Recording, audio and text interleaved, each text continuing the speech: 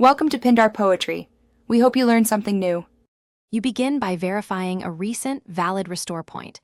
This matters because restore can only revert to existing snapshots. Next, temporarily disable third-party antivirus and any disk encryption so the process can write system files. Once done, boot to Windows or Advanced Startup and open System Restore.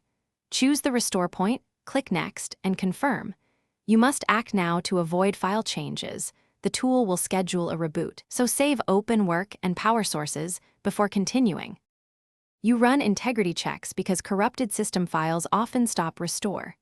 Open an elevated command prompt and run sfc/scano.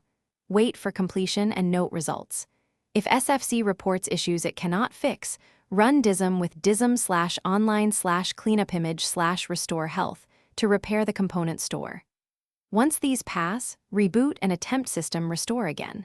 If restore still aborts, restart into safe mode and repeat the restore attempt. Safe mode minimizes drivers and services that can interfere. You let the restore finish. The system will reboot and notify you of success or failure. If it fails again, open Windows Recovery Environment and run chkdskc/f/r to fix disk errors that block restoration. After that, retry system restore. If problems persist, back up personal files, then use Reset This PC or perform a clean install as a controlled recovery. One key troubleshooting tip. Check Event Viewer for 0x80,070,005 or 0x800,423 F3 errors to identify permission or volume shadow copy issues. Thanks for watching. Consider subscribing if we helped you.